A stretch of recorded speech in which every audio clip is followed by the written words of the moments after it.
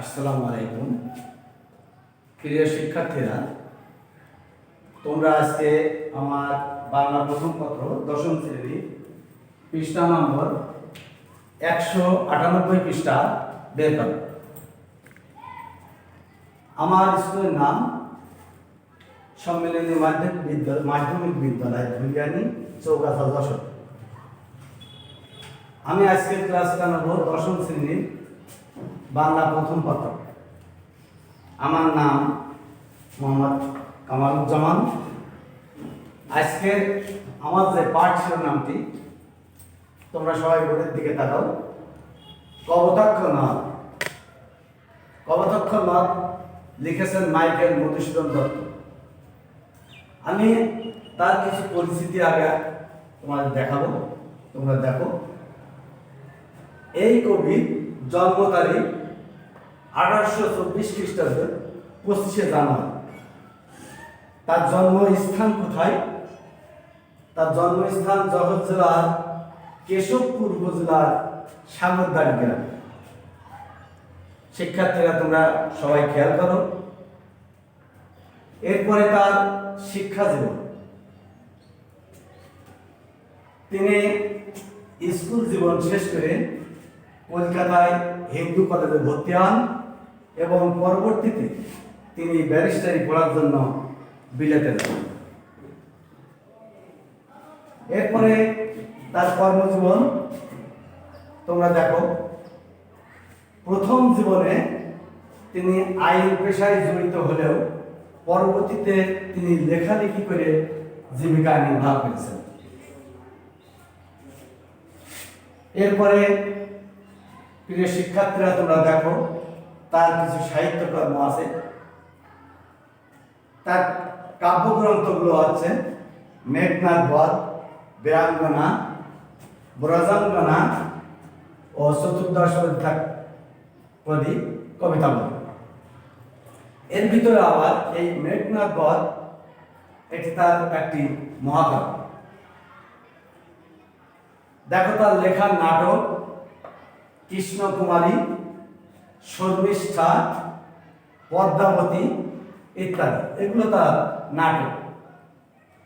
এরপর দেখো প্রহসন। তিনি প্রহসন লিখেছেন। একেই কি বলে সভ্যতা ও বুড়ো শালিকের ধারে রোগ। প্রিয় শিক্ষার্থীরা তোমরা একটু ঘরের দিকে খেয়াল করো। এরপরে আমরা দেখতে পাচ্ছি তার মৃত্যু 1973 খ্রিস্টাব্দের 29শে জুন।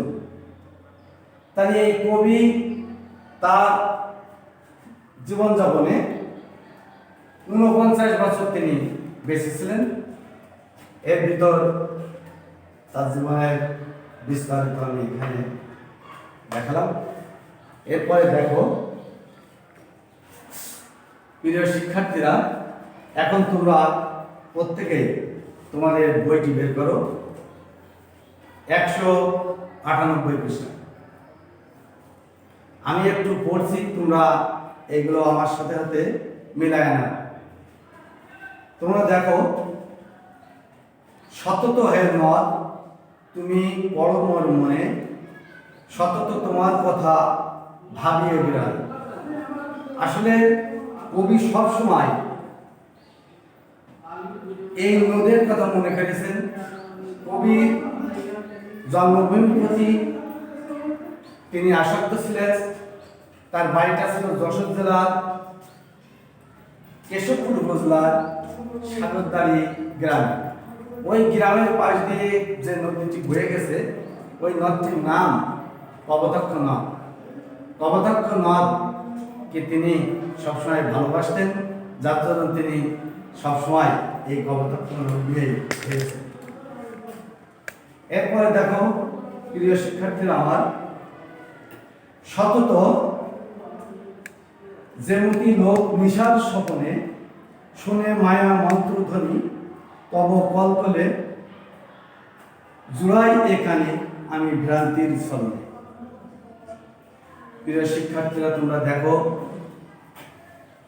মানুষ যেমন রাতে ঘুমায় স্বপ্ন দেখে, এই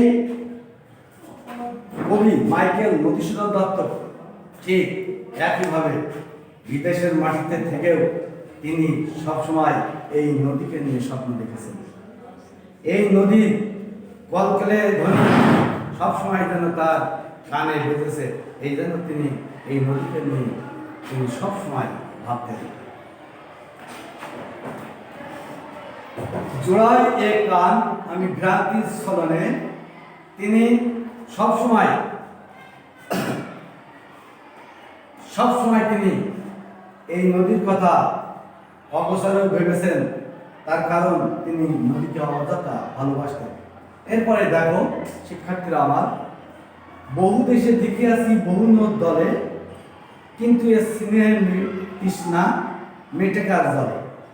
কবি বিদেশের মাটিতে বহু নদ নদী দেখেছেন, বহু নদ নদীতে তিনি নৌকা ভাসিয়েছেন, কিন্তু কোন নদের জল কবিকে এত তৃপ্তি দিতে পারে না।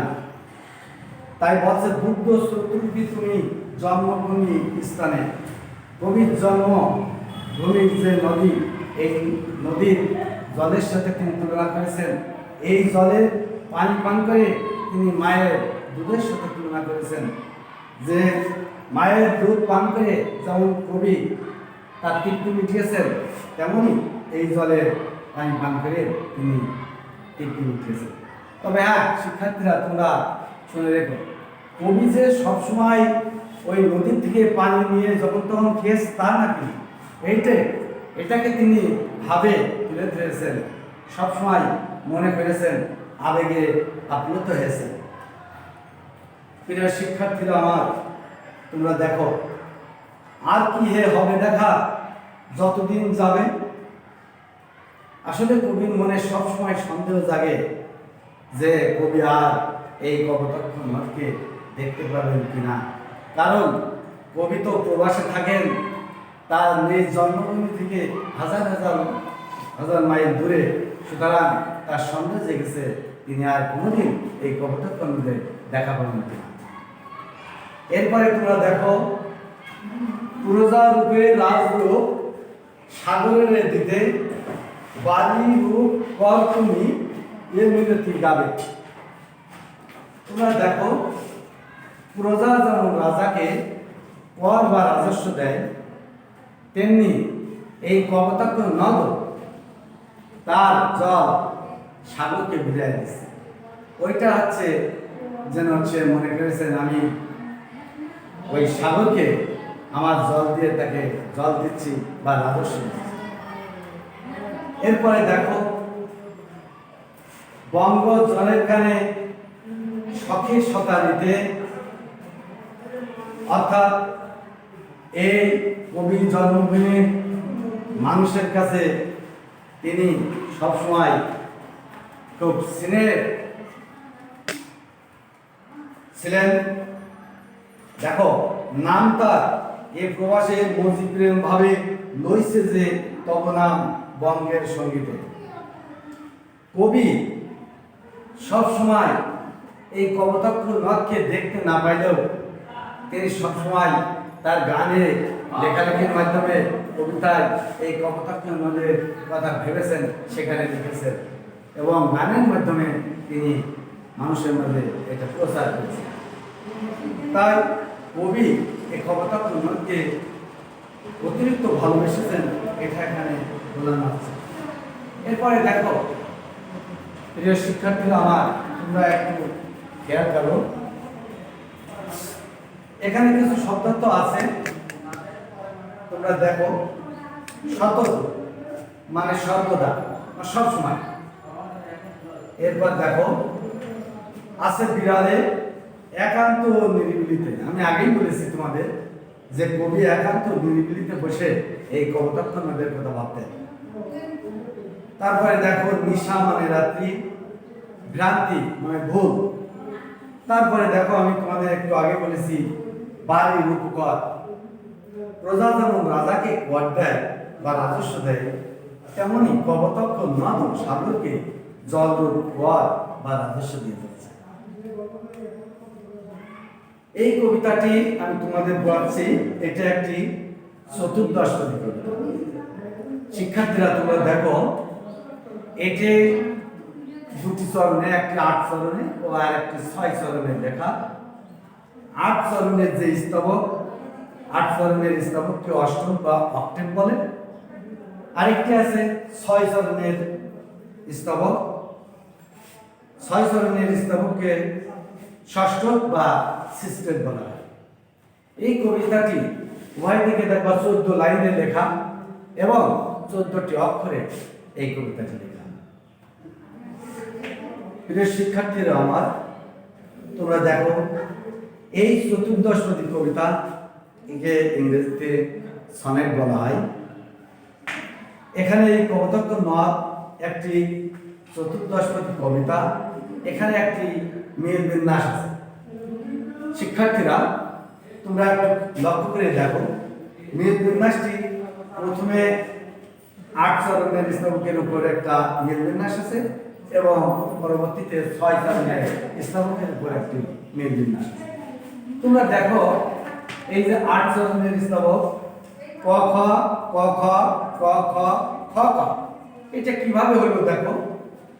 তোমরা দেখো, এই কবিতার প্রথম লাইনটা আমি পড়ছি, সতত হে নদ তুমি বড় মোর মনে। এখানে মনে নেতে ক ধরো। তারপরে লাইনটা দেখো, সতত তোমার কথা ভাবিয়ে বিড়ালে।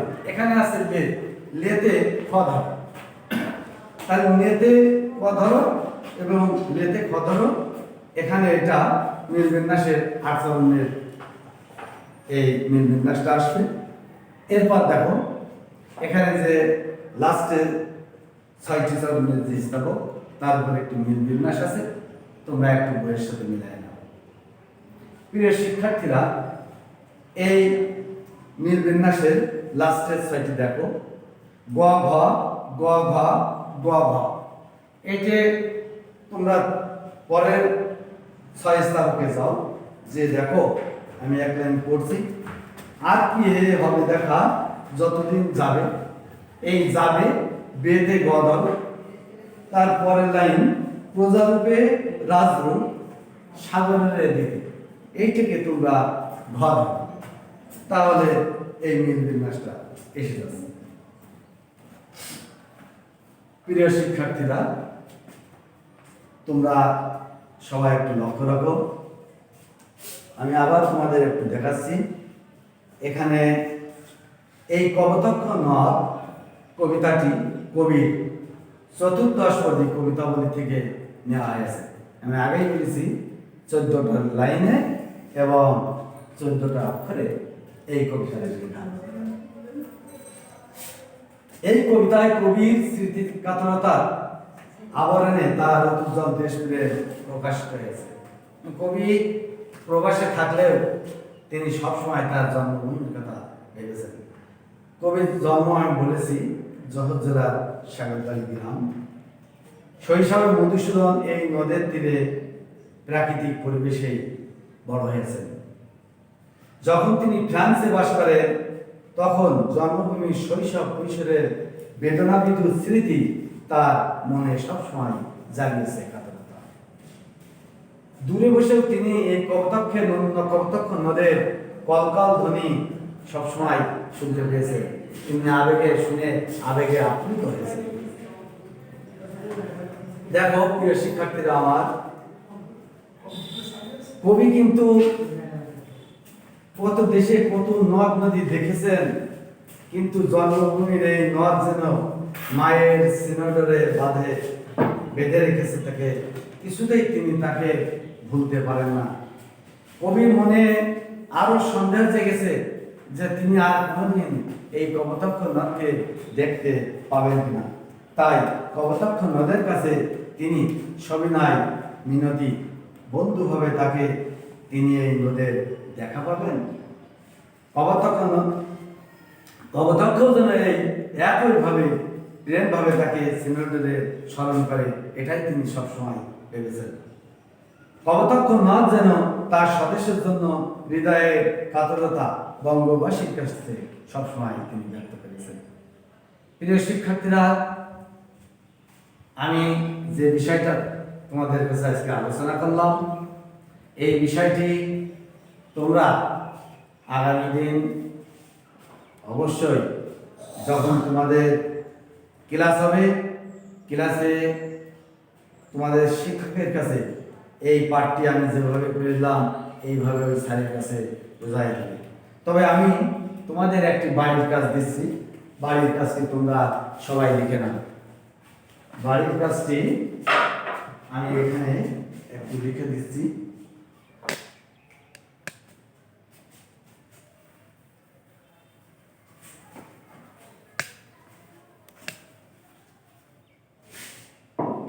প্রিয় শিক্ষার্থীরা, তোমরা বোর্ডের দিকে লক্ষ্য রাখো। আমি খুব হালকা করে একটি বাড়ির কাজ দিচ্ছি। দেখো, তোমাদের বাড়ির কাজ তোমরা সবাই লিখে নাও। তোমার বা তোমাদের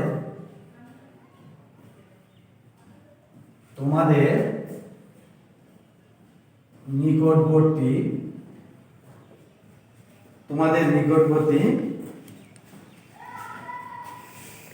যে নদী আছে, তোমাদের নিকটবর্তী যে নদী আছে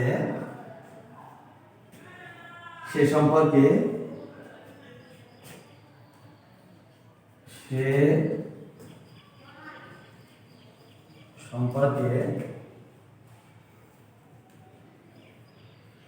দুইশত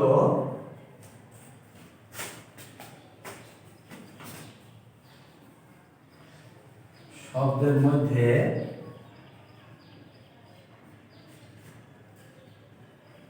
একটি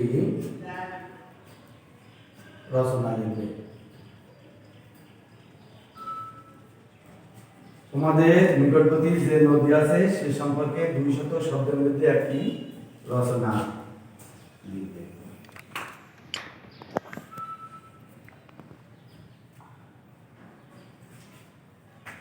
প্রিয় শিক্ষার্থীরা, আমি আজকের মতো এখানে ক্লাস শেষ করতেছি। সকলকে ধন্যবাদ। আসসালামু আলাইকুম।